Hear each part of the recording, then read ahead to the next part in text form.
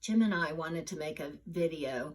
He has a detached retina that has had surgery, so he has to keep his eyes down.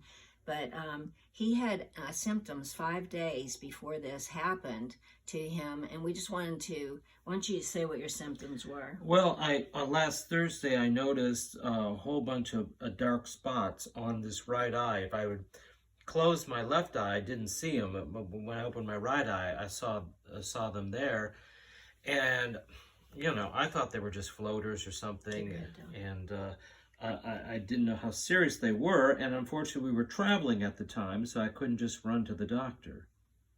And so by, that was Thursday, and by Sunday, he started getting a dark cloud, like curtain coming into his, blocking his vision.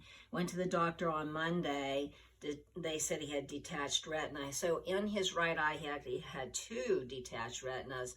His left eye even had a small tear, and that was fixed by laser. So as you can see, they're going to check that left eye in 2 to 4 weeks. But we just wanted to make a video of what the symptoms are, and then also how we're handling this, because he has to be looking down for a long time. We're not sure. We go back to the doctor 9 days after surgery, and we'll find out. He'll be reevaluated to tell us how much longer he has to keep his head down.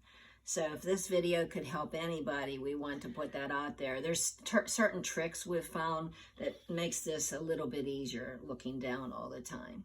And the reason I have to look down is because they put a bubble in there, and the bubble, it has to press up against the retina wall to get it to go back into place. And we're using gravity because the bubble floats up. So that's why I have to look down, so that it'll be laying against the back of my eyeball. Yeah, so there's certain positions he has to be in, and his surgeon said 45 minutes looking down, and then he can get up and move around and maybe eat dinner, or there's a lot of restrictions. But I look down most of the time. He looks down really almost a whole hour. Every hour. So anyway, it's a difficult recovery, but hopefully the video that we've made that is after this short intro will help somebody else. And I'm so thankful to all of my friends. They are, Donna stayed with him when he was being operated on while I taught classes. Nancy, my videographer, stayed with him whenever we had an emergency, go back to the surgeon because his eye got all bloodshot red and pussy, and so we went back one day early. I was teaching classes. Nancy took care of him then. People are providing food for us, and it's been, I'm very grateful. I don't know what I'd do without Mary Louise and her good friends. Thank you, honey. We rigged up this method of looking into a mirror to be able to watch TV. We found out the day after surgery that Jim is not allowed to read. He is allowed to watch movies. We put Jim up on a higher pillow so he could have his head down while he was eating. We've discovered another secret. This is one of those head rolls that you might use on an airplane. And if we turn it around, Jim can rest his chin on it, which makes it easier.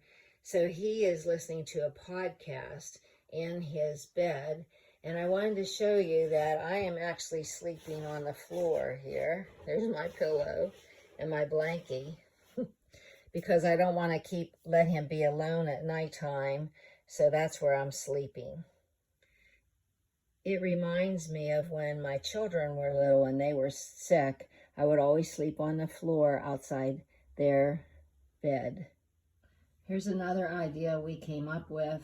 Jim is resting his head on the arm of the sofa. That green band that he's wearing has to stay on until all the gas bubbles in his eye go away. Right now there's one big one, but it will disintegrate into small ones that look like fish eggs. And when they're all gone, then that can come off. That's to tell anybody that he has this in his eye. He's not allowed to fly in an airplane, and certain anesthesia might bother it, might even cause blindness. This is Jim's eye 4 days after surgery. He got a shower today, and he's beginning to be able to see shapes and colors. I have to put drops in Jim's eyes. There's actually 3 of them, and you wait 5 minutes between the drops. I think the tan is maybe an antibiotic.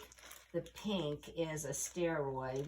And the third one is for glaucoma. Well, after his operation, the pressure in that right eye was 40, and normal is between 10 and 20.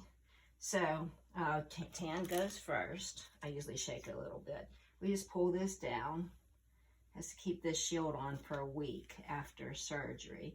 And the type of tape they gave him is very nice because it's not real sticky. Okay, and he's allowed to put his head back just for this reason. That's the only reason. Up, and then I just pull down this lower. Put a drop in. They go in there good? Yeah, it's in there. Okay.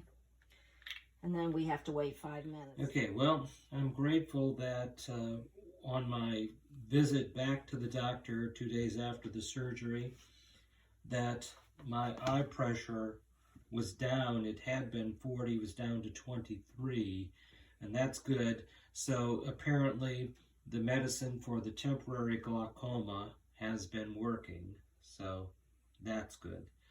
I'm gradually getting better, trying to keep my head down. I use a straw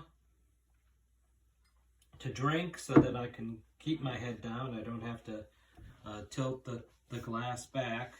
And I also have to spend a lot of time, and not only with my head down, but I will lie down on the bed and put my left side on a pillow, but with my face mainly pointing down. And the idea is to keep that bubble that is in the back of the retina up on top so that it repairs the retina wall and puts it back where it belongs. And my vision is gradually getting better.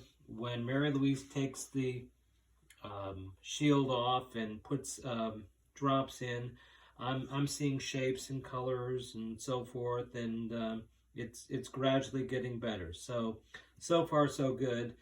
But if anybody, if you're seeing dark spots in your vision, get that checked out, because it could be the signs of a detached retina. I hope that helps somebody.